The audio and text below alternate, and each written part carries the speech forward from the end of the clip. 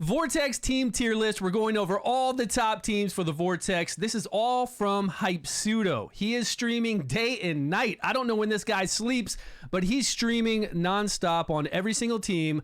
For the Vortex, we're going to compare his Season 3 team's number to the Season 4 team's number. If you're on Season 1 or on Season 2, you'll still see all the team damage types, so this will apply to all of you, even in earlier seasons. His link is down below. Show some love. Subscribe to my channel, of course. Give a thumbs up. Go over to his channel and do the same thing. What we're looking at right now are teams that he did yesterday. Since then, he's gone on stream today and changed up a lot of gear and a lot of artifacts. But I want to compare this to last season, and then I'm going to show you all the new numbers he has. How high corrosion is over all these other elements is wild. Here are the new numbers from today's testing. I'm sure he's going to put out a video on this and show you the gear, give you the explanation of why it's changed. What did he do to increase this damage? So definitely go check that out. But you can see corrosion went from 260 million to 310 million. Wild still around the same. It picked up 10 million. Ice Blast picked up 20 million, which is actually pretty impressive.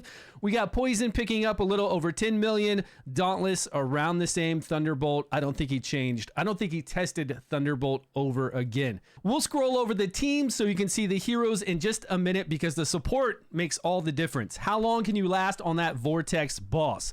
As we go down here, we can start to see some shadow teams at 134. Budget Dauntless team at 48 million. Budget Wild team at 44 million. So without the exclusive heroes, you can see the difference in damage. It is crazy, and these are all exclusive heroes with their exclusive artifact. Now, every single exclusive hero doesn't have to have their exclusive artifact. Some of them can do really well with just an artifact within their element. Some of them, like Flora, if you do get the exclusive artifact, if you get 2 copies of her, get her artifact. It just skyrockets her damage to be insane. But the disparity we have here with Rook is going to continue on to the next season. Even a fully inspired Flora is not going to catch Rook. She's not going to pick up that 100 million damage. So whatever you saw last season, it's pretty much the same. Plus, I went onto my server today to find a Rook team that had no inspirations, and it did 318 million. Exactly the same that he's doing right here. So nothing has changed on the live server compared to Season 4, what we're doing right now on the test server. Now I'm going to compare Season 3 to Season 4. The top is Season 3, right before they nerfed Rook a little bit more. When they first nerfed him, he was doing around 2 billion. Now he was doing 868 million, and then you can see the other teams. Unfortunately, he didn't put names there, so I'm not really sure what each team is. We can kind of scroll through it, see Loth there at 150 million.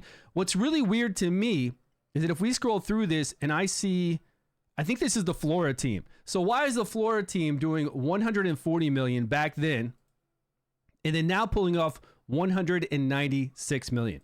It could just be a difference in the support to keep your team alive longer, to go just round after round. If you can pick up more, like 5 more rounds of damage, you can add a lot more damage to your numbers.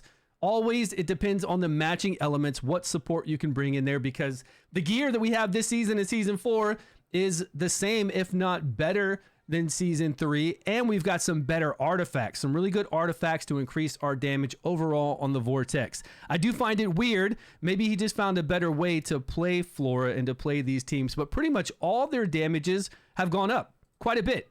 Except for Rook, of course, because this is the test server for Season 3, and 868 million is busted. Pretty clear we still need some balancing when it comes to Rook. He's just the highest on Vortex, Chief Challenge, in-game boss, speed runs through dungeons when it comes to his element. He is easily just overpowering everybody, and it's by too much of a margin. He can still be number 1. They can nerf him down to be just 5 or 10% over everyone else, which is fine by me. Keep him number 1. But by the margin that he's doing, it's just way too much. Using the new healer, which is great, and she's a free hero we can pick up, or a hero you might have to spend a few dice on to get her. She's the mid-season 30-day to 60-day Chief Challenge hero, and she's really good. She's kind of almost one of the best ones you should pick up in Season 4.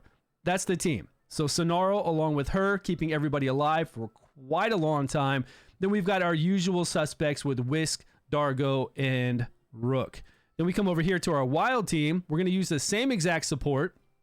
But we have Flora, and then of course the two easiest or the two best heroes to have with the Flora, and they're easy to get because they do so many additional hits. These are best in slot to go with Flora. That's why I kind of want a Flora, because we've got these heroes. Total Nan and Erich with her pulling in crazy damage, plus they're really good for some speed runs. We do have a new support here along with Falosia.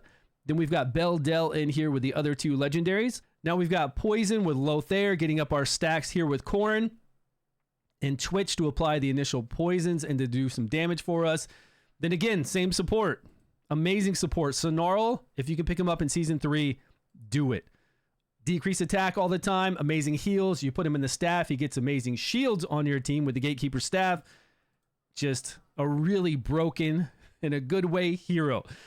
Now we're coming over here to Dauntless. Neschinka, Tharvel, Avelius, 155 million. Good stuff. This team we played, this trio of Radiant we played last season, just to get amazing shields up really often. Now we've got this new DPSer for Thunderbolt that can get overwhelmed stacks up for perk really fast. Plus, she does amazing single target damage. I'm happy. I'm happy to see this at 145 million.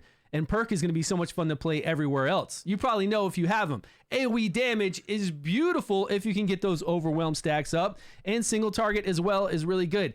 I would like to have both of them. Kind of be like playing Ashe and getting up burns and then blowing everything up, to where this, you don't have to worry about it. She's ranged. She's getting up all those stacks of overwhelm for him. And then he's just going to pop off and nuke the whole entire board.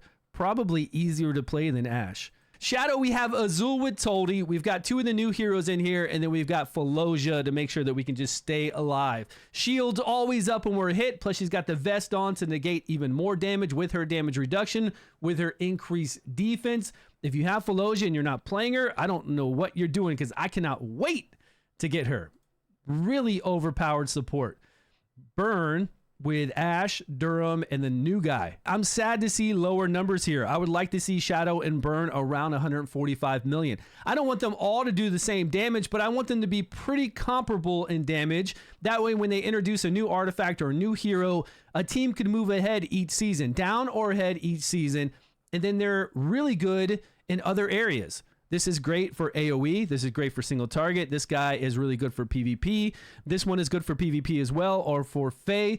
So even though they might all have similar damage on the Vortex, they still really shine in their own way. Maybe it's single target speed runs or AoE, like I just said in his case. So I feel like they should be a little bit closer. But when they're this close, this is something that you could easily bring in a new artifact for Burn that can increase the damage so much for the team, or a new Burn guy like this horse, the riding horse guy who looks so awesome. He could come in and increase the damage enough that we could, close this gap. So at least they're close. At least they're pretty close. Rally down here, and it's starting to really drop off. Burn is dropping off too, but Rally, 93 million. We got the Lindor, the exclusive, coming in, trying to keep some damage up along with Alton. And then we've got the trio to make sure that we can last a crazy amount of time. I think 300 stacks is what the boss was getting up to on this team that Hype was running. Then we've got Aura. Aura is just sad. Why is this exclusive doing so low damage? Why is the supporting legendaries, why are they doing so low in damage? Okay, I'm biased because I pulled her. She's the second exclusive that I have on my account. I have Liliwannis as well. Both of them don't do well. Now he's got the budget teams down here with Budget Dauntless, Budget Wild. I don't think he went back and put the new gear that he's using or the new artifacts that he was using on these teams. He was only doing it for like that first 5 to see how much damage he could really pull those teams up to, and it was quite a bit. So he did a really good job. I'm interested to go over there and see what the change was. So I hope he does put out, Hype, if you're watching this, man, put out a video. Let us know what you did. What were the changes?